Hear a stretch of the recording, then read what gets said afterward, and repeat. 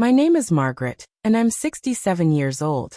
I never expected anything exciting to happen again. Not after retirement. Not after I lost my husband. Not after I faded into the background of my own life. It had been nearly a decade since my husband Richard passed. We had a quiet life. He was an accountant, I was a librarian, and we enjoyed evening teas and crossword puzzles more than parties or travel. When he died, the silence in our house grew so loud I stopped listening to music. I stopped hosting book clubs. I stopped laughing. My children, grown and busy, called when they remembered. I never blamed them.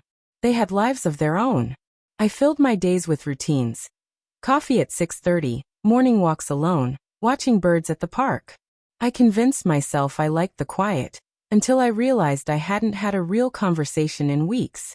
Then one Thursday morning, as I sipped lukewarm instant coffee in my robe, there was a knock at my door. 7:03 a.m.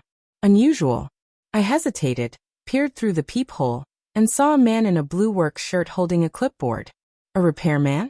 "Good morning," he said with a polite smile. "Sorry to bother you so early. I'm Henry. I'm with the city inspection office. We're checking meters today. Just need access to the basement." The basement. Richard's domain. I hadn't been down there in years. I nodded and invited him in. As he stepped inside, I suddenly felt self-conscious about my robe, about the untouched pictures on the wall, about the layers of dust on the old radio. He noticed none of it, or at least he pretended not to. "It's just downstairs," I said, guiding him to the creaky basement door. He paused. "Do you mind waiting with me? The meter takes a few minutes to calibrate, and sometimes it resets." I agreed. We sat on the bottom step together, the cold of the cement creeping into my knees. We made small talk. I found out he had a mother close to my age. He told me she used to bake bread every Sunday and how he missed that smell.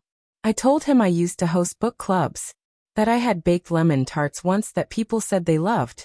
I hadn't said that sentence aloud in years. When the meter beeped, he stood, wrote something down and smiled. All set. That should have been the end of it. But as he left, he turned back. "You know, I'm doing some maintenance checks in the neighborhood this month. If you ever need help with anything, light bulbs, smoke detectors, let me know." I said thank you. I meant it. I closed the door, and for the first time in years, I didn't feel invisible.